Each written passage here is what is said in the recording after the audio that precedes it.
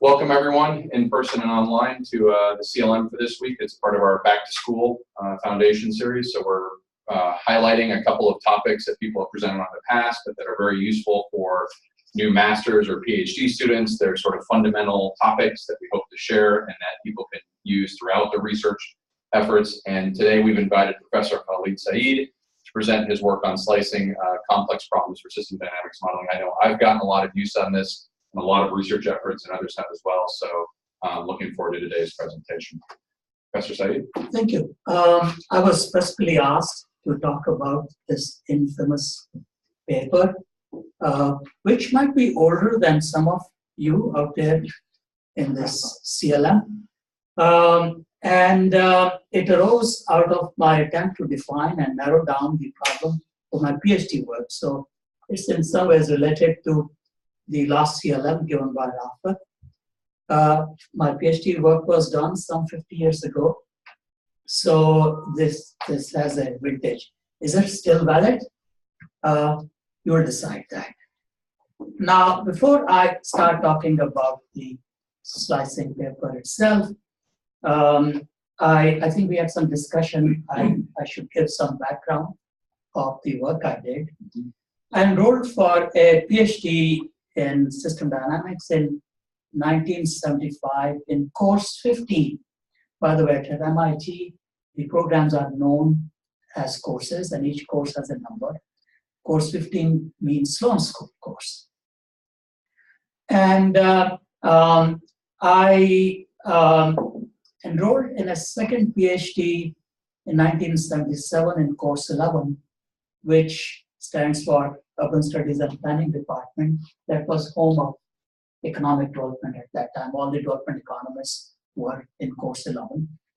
And I took many courses there, and I found a group there with whom I could communicate. That was one reason that I enrolled in this second program. And other reason is that people kept asking, hey, what are you going to do after a PhD in system dynamics?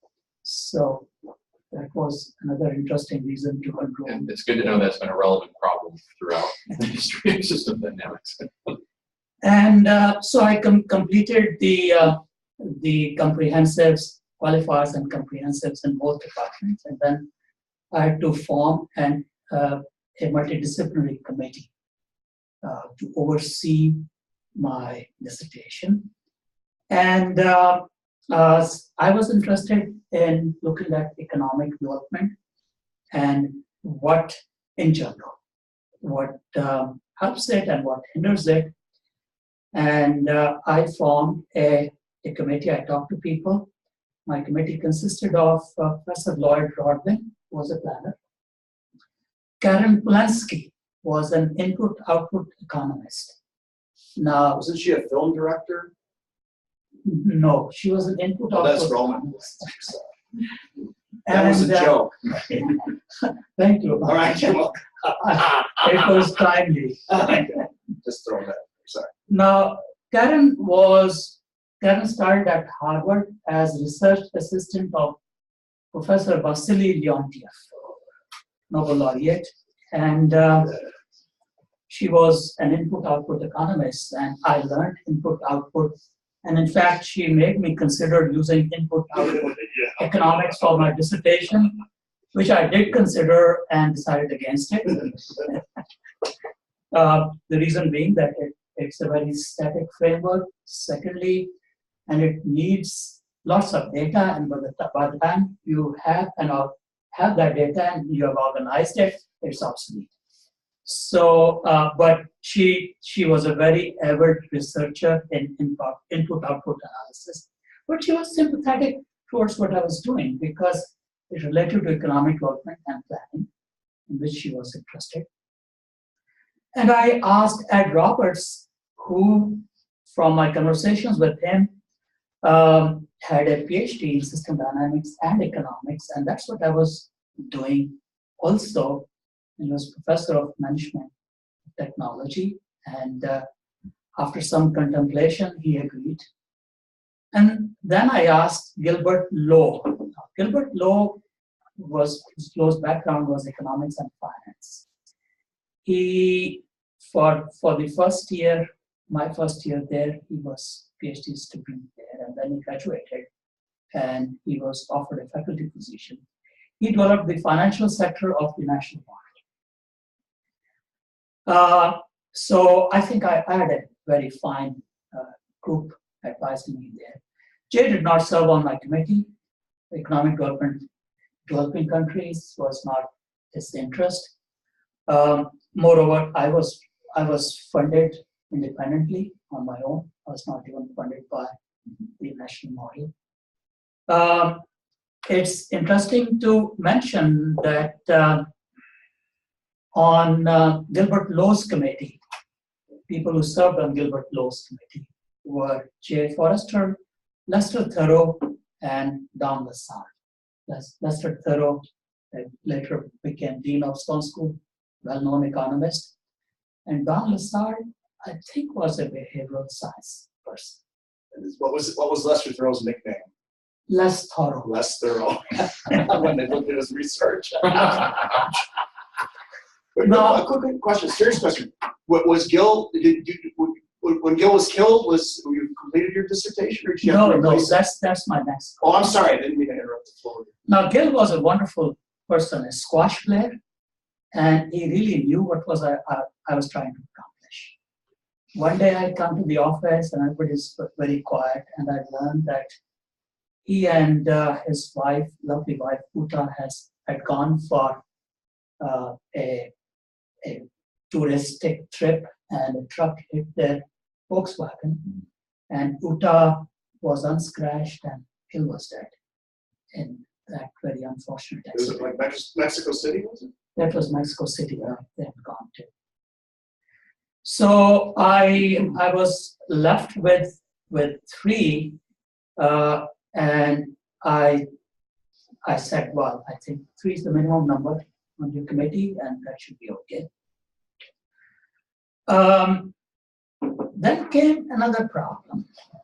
My advisor, Professor Lloyd Rodman, wonderful person, was a completely qualitative scholar. No math, and certainly no system dynamics. He also often disagreed with Ed, but I talked to both of them, and I convinced them that their intellectual discord will in fact benefit me. Now, when I started working on narrowing down my problem, Ed was very soon up to speed with what I was doing. But I continued to meet with Lloyd to explain my work, and he kept saying, I'm not sure so about this skepticism. I don't imagine Ed Roberts would back down very much either. But Ed was with me. Yes, yeah. And I took almost a year trying to explain to Professor Rodman that, what I was doing was important. And one day we were again having that long conversation, and he was smiling and saying, I'm not convinced. And I, at that time, said, Professor Rodman, we have been talking for 1 year now. And I think I'm pretty clear about what I'm going to do. And if you still don't understand, I sense you don't know what I'm doing. That was a very, let's say, bold statement. I mean, Professor Rodman was a very, very holy, tenured professor. I was a lowly graduate student. So there was a moment of silence in the room. Awkward silence. Awkward silence. And Professor Rodman had a big desk facing the wall usually, and he would turn his chair, and I would be sitting on a very ordinary chair. He had his throne there. And he looked at me and first very sternly, and then he smiled. And my heart first sank, and then he got up from his chair. I thought he's going to hit me.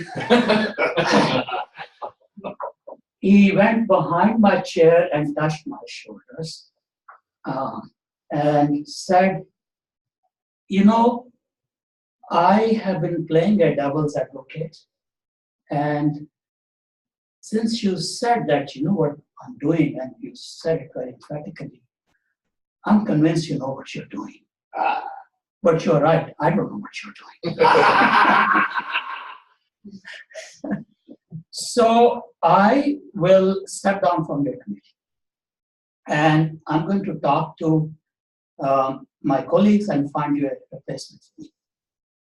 And so he found his replacement in Alan Strout. Alan Strout was a World Bank economist who had come to MIT to work there. He was interested in SD and the subject area that I was dealing with. And very soon came up to speed with modeling, and actually he went over the mathematics of it and made some valuable suggestions. So it was great to work with Alan Strout. Now, this is my original problem statement. I wanted to understand why poverty and underdevelopment persists, and it has persisted in many countries, many places, many forms. And I wanted to find its roots in three subsystems: the political economy, environmental degradation, and economic relationships. And these are sort of the feedbacks which seem to exist. By the way, I prepared my dissertation proposal early on, so it was pretty open-ended at that time. And so my many conversations with Ed Roberts, who was up to speed with this doing, like before actually this incident that I've related took place. Ed said, and I still remember those words, Khalid, you don't want to be here for 50 years. So you got to slice out a piece of this. And that's when I started working on slicing out a piece. And this box that I've created was the slice I isolated. And I said I would look just at economic relationships. Then I would also, there were many ways economic development is defined. It's growth, it's some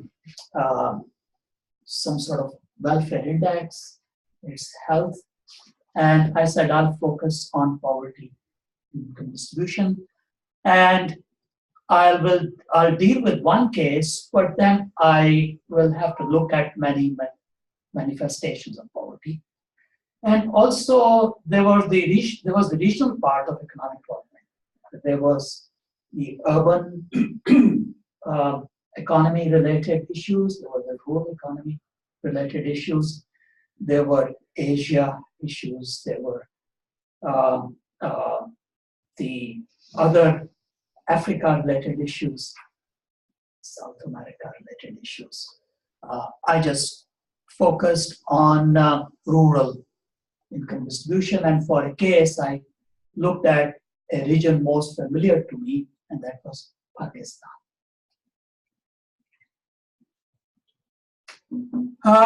And I finished somehow, and I printed this page because this is a little bit interesting. The dates, I finished in September 1980, but they changed it to January 81 because the graduation is held in January. The winter graduation at MIT is held in January. And actually, I had left at that time. I'd gone already to Asian Institute of Technology and started working there. And the diploma was mailed to me, and I never walked in the graduation, unfortunately. Ed Roberts was my advisor. You notice the page is signed only by one person. Here at WPI, it's Paul signs. Ed is now 83, still going strong. He's a professor in Sloan School. A.J. Silk was the chairman of Departmental Graduate Committee. Actually, I never talked with him, but he signs my dissertation here. He later became a deputy dean of Sloan School, and then he moved to Harvard Business School. Actually, he's now at Harvard Business School. And Karen Polensky has retired. She's a professor emeritus, and she has a blog. On that blog, she lists two persons, one who influenced her most and one whom she influenced most. And the person who influenced her most is, of course, Vasily Leontiev. And the person that she influenced most is Ngozi Ikonjo, who once served on our System Dynamics Advisory Board here, sort of an old class fellow, a friend of mine. I'm sure Ngozi worked on input-output analysis. So what I'll do now is to save time, go over these slides and use the pre-recorded voiceover in these slides. So let me try to. We're going to have to ask people to be quiet while the audio is playing. Okay. So I'll be quiet too. Probably like most people, I came to the System Dynamics program believing that this is a great instrument for forecasting. That misconception had to go. Now I want us all to understand that our models will not be aimed at forecasting, which is, by the way, often used to apply simplistic and linear policy paradigms, but these will be aimed at understanding system dysfunctions and creating policy instruments to mitigate them.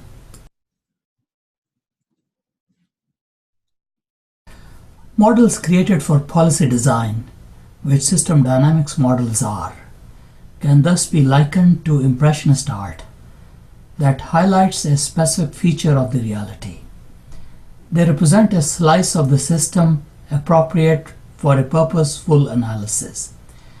They may have feedback complexity, but must not include unnecessary computational complexity we often insert into our forecasting instruments for getting a point-by-point replication of history.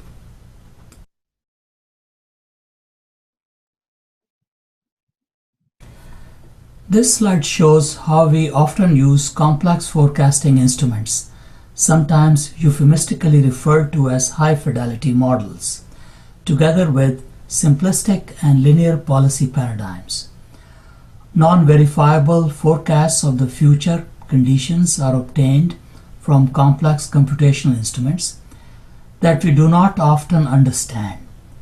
Simplistic policy interventions then strive to respond to these forecasts. This combination is often fatal as it creates the policy recipe for creating unintended consequences. A problem pattern may be experienced in a multidimensional policy space, illustrated here in the form of a solid object.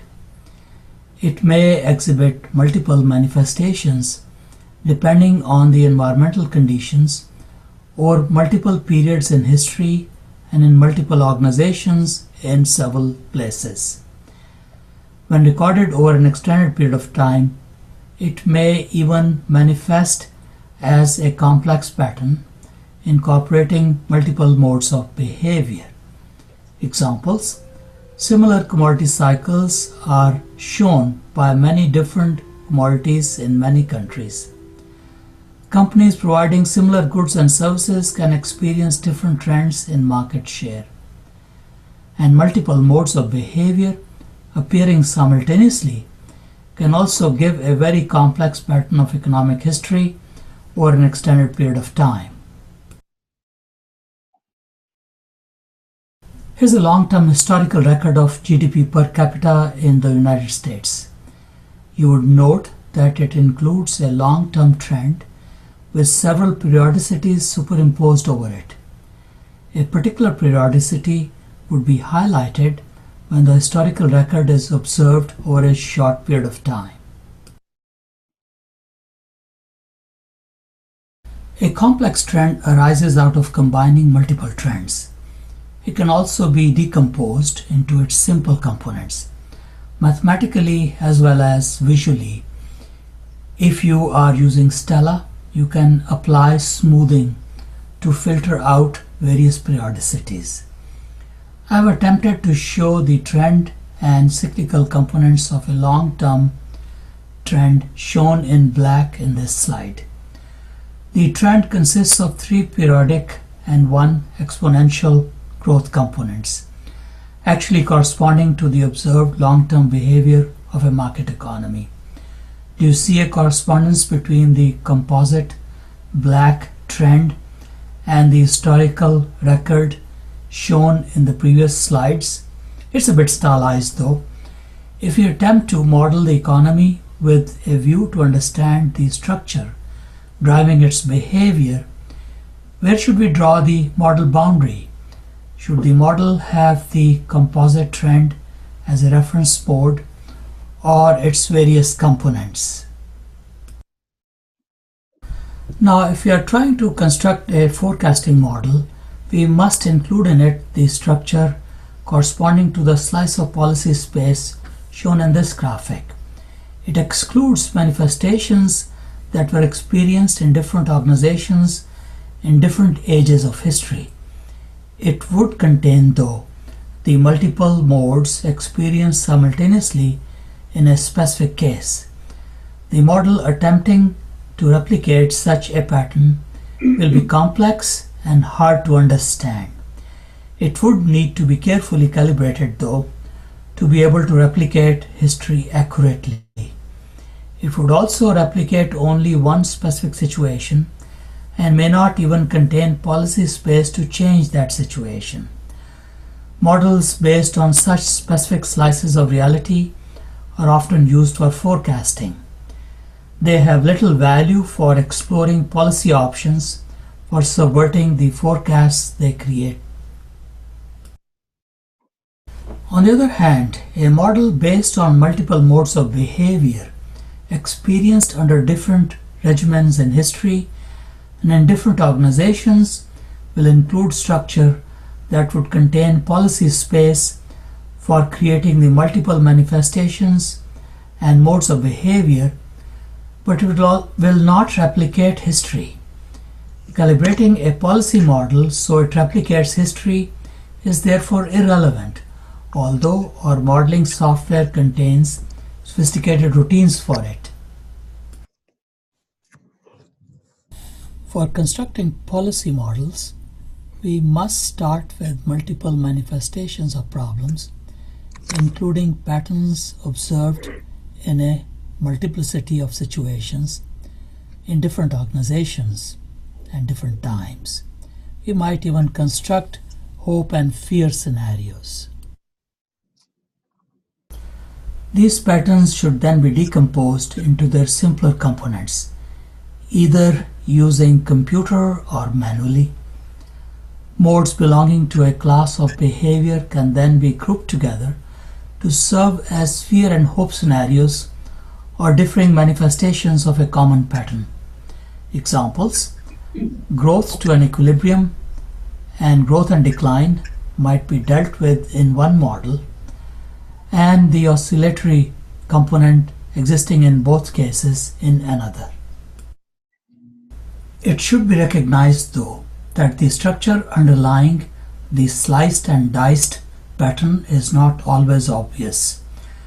Much is hidden from view and not seen through the lens of symptoms only. It is therefore important to develop generic systems corresponding to specific classes of problems. These systems can be described as metaphors, and their structure is often transferable from one specific situation to another. Here are a few examples of such policy metaphors. On the surface, poverty and hunger can be alleviated by charitable interventions. But they are symptoms of deep-seated problems that have been policy resistant. The number of people living in absolute poverty, as well as the gap between the rich and the poor, has in fact risen over time. David Ricardo defined what he called the iron law that allows poor populations to grow when acts of charity create some munificence, which restores old conditions of poverty. The linear policy paradigm of charity is therefore irrelevant to the problem of poverty. Iron law is, and it should be the basis for designing any intervention. This and the next slide provide examples of several pervasive problems. The ubiquitous linear policy paradigms used to address them, and the metaphorical systems appropriate for dealing with them. Go over them carefully and also read my working paper in your reading list. Post any comments and questions you have on the discussion board. Now, Turn the volume down on yours. I see. So maybe I'll finish this first. I have to switch. Okay. Or do I have to switch back? Can I You can just switch to the other screen. Are you trying to present on a different screen? No, okay. I still have to. You might ask, what if I still have to use a complex model? I'd say use hierarchy. Each module in the hierarchy must represent a slice of a problem based on a generic subsystem. Relationship between modules create feedbacks that explain the problem. You can in fact cobble together a model from slices based on generic systems. Our use of feedback maps has been like a runaway train. Jay conceived it as tissue connecting chunks of model structure. He even talked about a hierarchy between feedback loops and stock flow model in his sausage diagram in his early work, like the market growth model. We took it to a confusing path by trying to directly map one beast into the other. The new Stella software allows the aggregate feedback map to sit on top of a detailed stock flow structure. By the way, this is not a plug for Stella. My reformulation of it using modules in Stella reproduces Forrester's sausage diagram.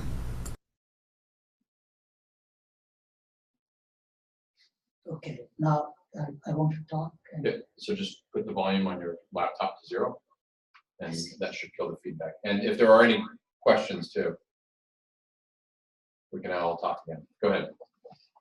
Okay, so what I'm trying to say here is that somehow I muddled through isolating the part of the bigger problem I defined. And it was an ex post reflection that led to this paper. And the conclusions are here that, well, a problem will appear in many spatial temporal dimensions. A model represents only a slice, but it's important to include multiple manifestations in what you do. The multiple manifestations of the problem of poverty that I used was that the model actually created many scenarios which had appeared in history. That was very interesting.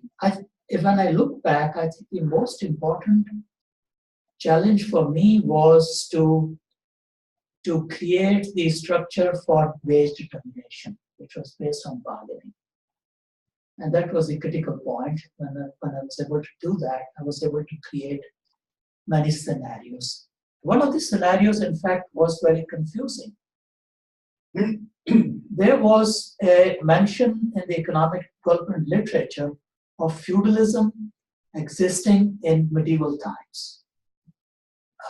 Those of you who are familiar with the literature, there is this use of the term feudalism, which is a bad term. And I tried to create medieval times by replicating the land tenure system, which was prevalent at medieval times. And the land tenure system was such that no one really owned the land. Land was not a commodity. And in fact, it was just tilled and you paid a revenue to the government. And I was expecting, when I simulate that scenario, it would create a few rich farmers, feudal lords, and lots of poor people. But my simulation actually showed that the income distribution was very egalitarian with those assumptions. And I was very confused. I thought there was something wrong with my model. And I talked to some people and they told me about a similar anomaly that was experienced in the national model. And they suggested go back to literature and see if there is any description of what really existed in medieval times in India. And I found writings of a very well-known economic historian named Harbans Mukhia. And he actually said that under that land tenure system, there was a remarkable equality in rural India. There was no feudalism. And I actually, a few years ago, reconnected with him. He's worked at Jawaharlal Nehru University in India. And a wonderful piece of research that resolved this confusion that I had.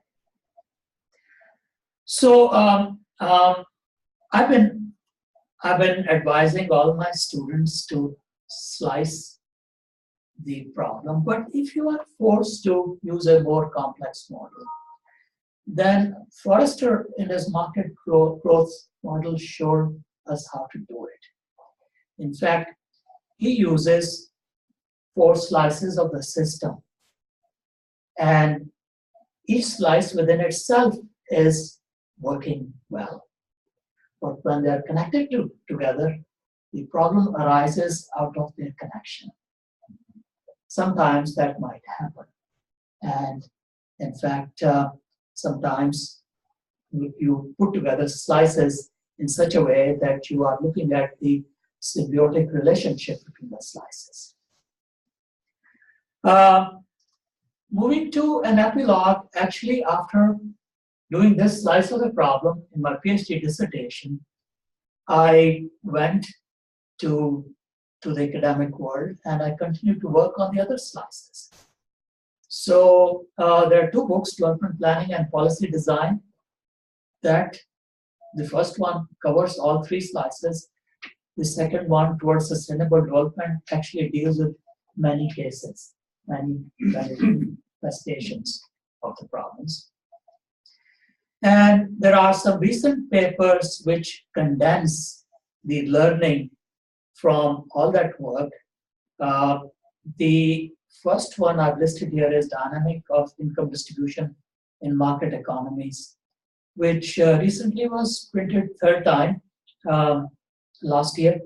And it sort of condenses the learning in a generic form, how entitlements are created in an economic system, how those entitlements create a divergence between owners of capital and workers, and how that creates poverty, and how it can be alleviated through the intervention channels that are available to a government.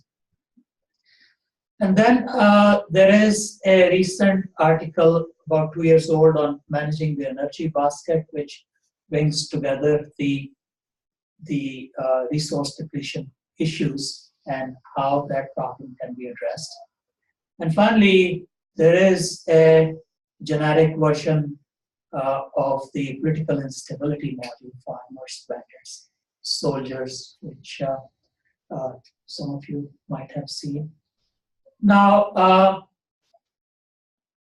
was this paper my most cited paper, Slicing a Complex Problem? It has 100+ citations. Not huge, but, well, for a person with an Eastern name, it's quite okay.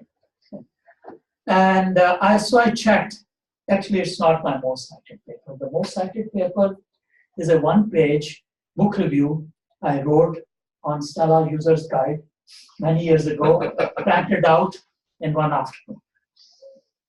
Tip for citation, perfect. There we go. Okay, I'm done. Questions? So I want to open it up to questions. I've got a few here myself. I want to just kick it off with, you explained how to slice, right? The method of slicing. But given in context of Rafat's previous PhD of divergence and convergence and sort of the journey, where and when should someone start thinking about slicing a problem that they're exploring? Where would you sort of recommend that this method be applied? Is it you do it once up front and then follow and you have slices to explore? Is it iterative, you keep going back and refining? Is it closer when you have more knowledge and you sort of are more familiar? Where would you sort of, how would you guide someone if I was a first-year student of when to apply this? I think divergence is a very productive part of the journey. It's during that divergence that you discover what others have done and you ascertain what is your niche in that process. So I don't think you should set out to slice your research problem early on. I actually set out to do it after I thought I had completely converged. And that's when Ed asked me, you want to spend 15 years on it? And that's when I needed to slice out a piece. And the explanation there is an unproductive way to slice, in my opinion. If you slice out to a system which is a forecasting system, that's unproductive slice. If you slice it to a system which is focused on a specific problem, in my case, this was poverty, that's a productive slice. And there are many manifestations of poverty, but then you're not dealing with any time-related behavior. You're dealing with it with poverty-related behavior. So, to answer your question, I think slicing comes much later, after you think you have converged. Okay. Okay. But would it be, so as a quick follow-up, where in the modeling process would you recommend slicing? If you think you've converged, should you do a little modeling ahead of time, or should you slice and then model from the slices to building a simulation model? There is no clear-cut way to model. You muddle through it. I think in my case, after I defined the problem and after I was told to reduce it to a doable level, I had to exclude parts of my defined problem. Instead of many cases, one case. Instead of many problems of economic development, one problem, poverty. And instead of three sources of it, political economy, resources, and economic relationships, only one of them. So you have defined the problem, you roughly understand what's going on, but the work is enormous. At that time, you must consider taking only a part of it and dealing with the rest later after you graduated. Thank you. I'll open up now to questions or comments from the room as well as folks online. I've got a few more questions, but I want to give others a chance if there's questions from those online. You may have to unmute your mic first.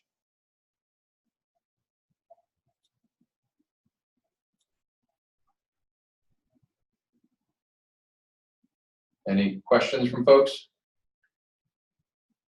Okay, you got comments on this? Go ahead, Connor. So my question is about the modes. For that, we need to have time series data, the trend to show the patterns. Good question. You do start with time series data, but if you've taken a slice of the problem, the time series data would let me pull out the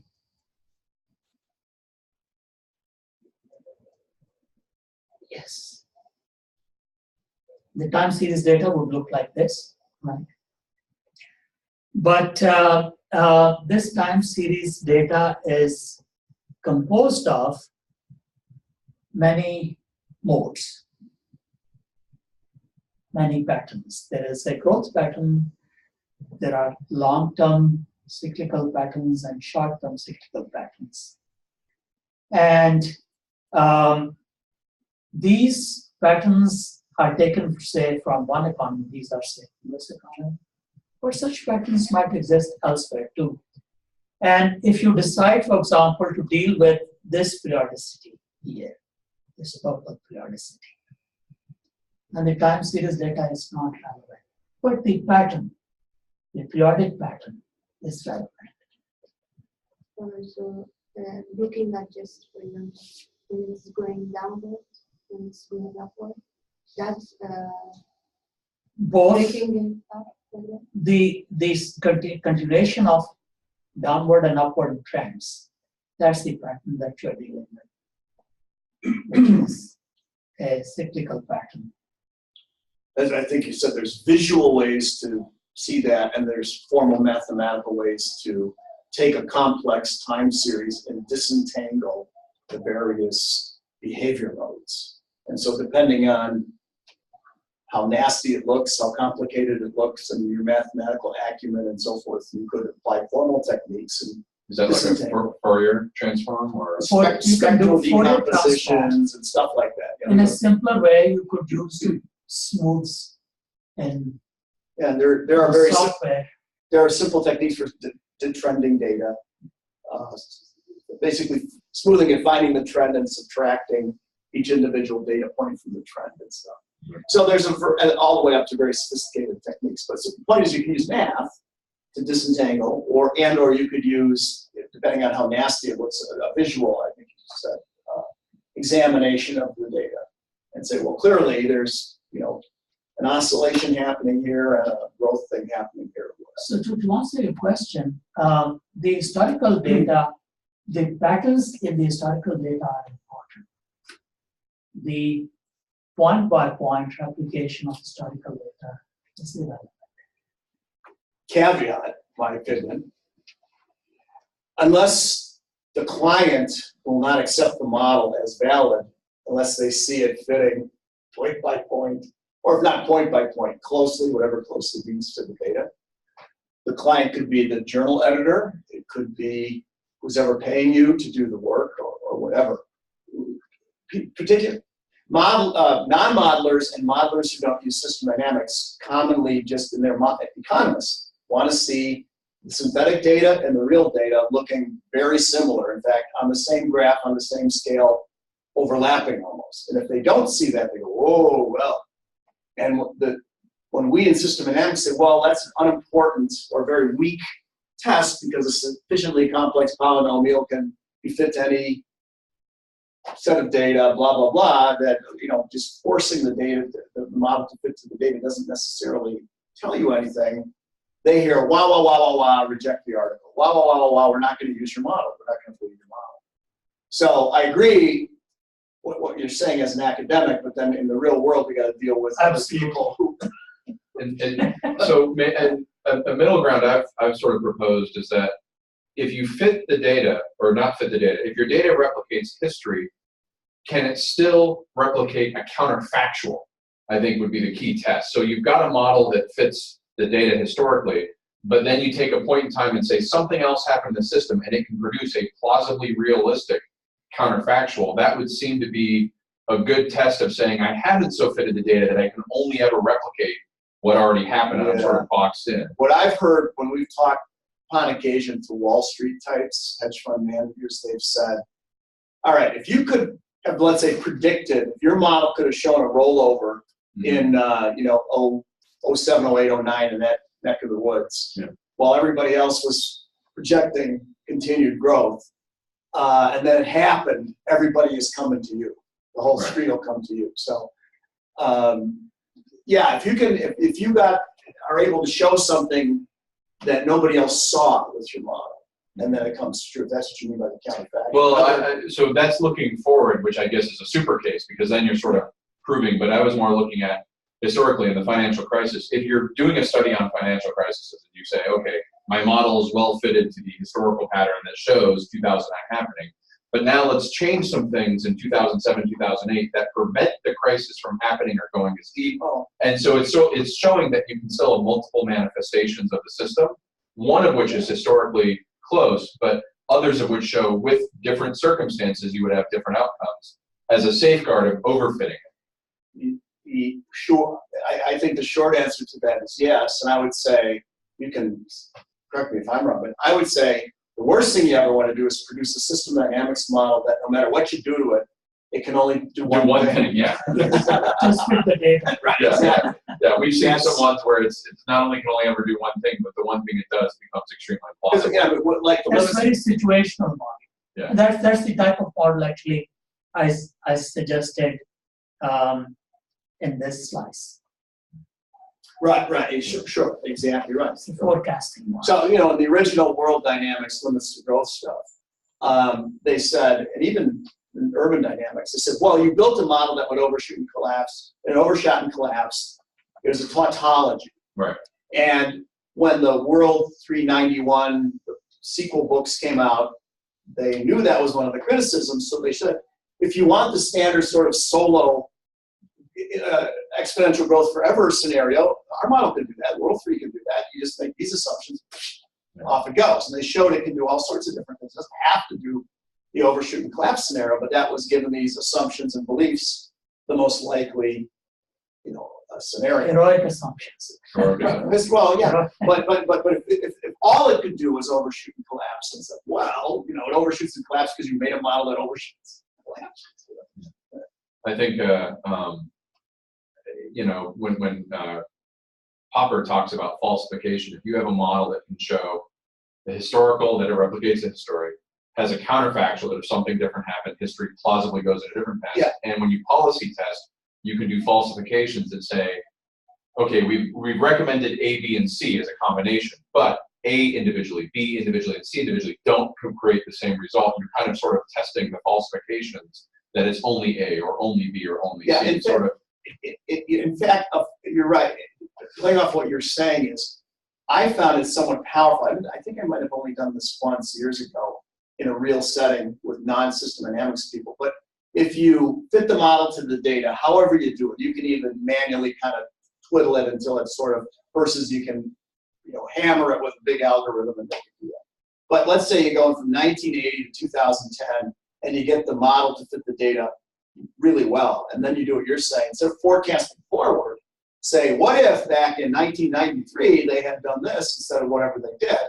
And then you show that same period, here's what would have happened. I find that's very powerful. Especially if experts can say that's plausible. Right, there's nothing goofy.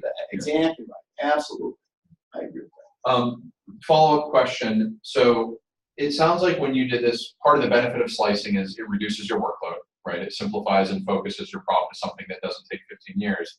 But at the same time, it creates a productive backlog of future papers where you're exploring the slices. Yes. As a follow-on for that, I've been sort of watching this history of astronomy, and one of the things is Copernicus, came out with that everything revolves around the sun, but he was relying on systemic observations made by Islamic scientists that sort of were catalogs of saying, here's everything we see in the anomalies. Do you know of any systemic catalogs of behavior modes from slices? So, when we look at poverty, we will probably normally see a continent and a timeline that says this is India at a certain time and this is India at another time. And then I go to a different chapter in the book and I see this is the US, rather than saying here is a behavior mode, and underneath that I see India at a certain time, the US at a certain time, England at a certain time, that all were experiencing that manifestation. Do you know of any attempt to sort of collect these behavior modes as tied to the generic latent structure driving them versus time-space sort of organization? I think if you go over economic history, the book Wealth of Nations, Adam Smith's book, was written at a time when there was an industrial revolution in Britannia, and the Western world was industrializing at that time, and the concept of, well, there was farming before that, which was very different from this factory scenario. And at that time, actually, the factory was a group of workmen who would gather and produce something in a shop. And there was no concept of capitalism. Like capital is owned by someone and the workers are paid a wage. At that time, in fact, the first form of production, this industrial production, was that, well, there is an income that they make and then they share, and if someone's unhappy, he packs his tools, which is the capital, and makes an exit, and capital moves along with the labor. So in the theory, there are no concerns expressed about the ownership and what kind of dysfunctions it would create. So I think that theory was based on a set of empirical observations which were valid at that time. So that theory is a catalog of the various behavior modes in that particular domain that existed at that time. 100 years later, Karl Marx's work emphasizes the dysfunctions of ownership, separation between capitalism and workerism, and exploitation. And again, he is cataloging the various manifestations which existed in his time into that theory. Likewise, in the modern times, there is dualism, which is one of the theories that I looked at, and that also can be created by my model. And also, I mentioned to you the medieval India, in which the land tenure systems were different.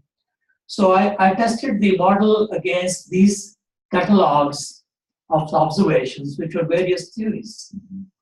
And there was this concept of ownership is unimportant, and, well, everything, when the market is working, everything creates growth, provided population growth exists. That was implicit assumption of Adam Smith. And then the importance of ownership and its dysfunctions, which are catalogued into another theory. The role of land tenure systems, which were catalogued into urban Smokias descriptions, and the modern manifestations in which there's a side-by-side existence of self-employed, and commercial sectors of the economy. And I had my model create all these various scenarios as a first step. So even though I limited the policy analysis to one region, the model actually created these multiple sets of behavior, and I would say they are cataloged into the various theories which appeared at various periods of history. Are there any modern catalogs that are sort of like, here's a healthcare catalog of behaviors in healthcare, and here's behavior modes that we don't know about? An interested PhD student could take one from the list, work it, resolve the anomalies in that, and put it back in the catalog. Any sort of systemic way of developing a system knowledge or a system library of these behaviors in a more formal way than this qualitative way. Here's one you can look at. If you go to the Foundation for the Study of Cycles, I'll read from their website. The Foundation for the Study of Cycles is dedicated to the interdisciplinary study of finding and analyzing recurring patterns This includes the economy, natural and social sciences, the arts, and more. To date, more than 4,300 natural cycles have been documented with interrelated patterns. Interesting. So that would be a source of pre-done slices in some ways, that you could look at your topic and gain some slices. I mean, I don't know if that answers your question, but well, I was wondering if the system dynamics actually the generic systems, right, the metaphorical models, mm-hmm. and if I recently applied the farmer bandit soldiers concept to cancer, mm-hmm. and the title of the paper is Cancer as System Dysfunction. So it's really very difficult to see the hidden structure. And if we have a catalog of genetic systems which are tied to various modes of behavior, and that catalog, in fact, helps to cobble together a model. And it's okay to cobble together a model. Well, I'm wondering if, when Jay Forrester talks about in the early days of system dynamics, using this as a formal method of transferring mental models and experience to the next generation so they have something to build upon as opposed to having to sort of relearn it from scratch in their own experience. If we look at these catalogs and say, oh, you're a business manager in human resources, here's a catalog of behavior models that you should learn, not necessarily because you're going to model it, but these are just different manifestations you may run into as a manager and different outcomes. That would seem to be very valuable and get to this sort of education push where he's saying we need to formalize the method in which we're training managers, just like we formalize the method of engineers, such that an engineer can proceed from what the last engineer generation produced without having to go back and sort of relearn on their own. Yeah, I think Forrester's industrial dynamics is a wonderful volume for this. And maybe it's underutilized. I think it's still relevant today. Even though it was written in 1961 or appeared in 61. And his market growth model, his advertising model. These are genetic systems that he created. Even though I went to violence and instability, I still think there's a huge application for system dynamics knowledge in business for the way that Jay was originally describing it, managerial training and experience. And I'm definitely going to look at this foundation for study of cycles because that's going to be interesting. Any closing comments? Any final questions from the field? I want to make sure that people have a chance. I know we have some folks with laryngitis and not able to speak, but if you have questions, feel free to email them in. We'll post this up on YouTube. Any closing comments, Professor? No, I think I've said all. I think you raised an excellent question that when do you start slicing? I would say leave it towards the end when you find that the problem that you've defined is too large for the time that you have. Which, only speaking from my own experience, has a near 1% of certainty of happening, 100% certainty of happening that you tried to take on too much. So, all right, well, thank you very much. We'll be back next week with another in our fall back to school series, and I don't know who's presenting next week. Christine has the schedule, so. I don't know, is it me? We'll find that out. It is Professor Reddy. Congratulations. You are presenting next week on one of two potential topics. So I'm going to stop the recording. Thanks, everyone. We're going to continue to be online, but we'll stop recording.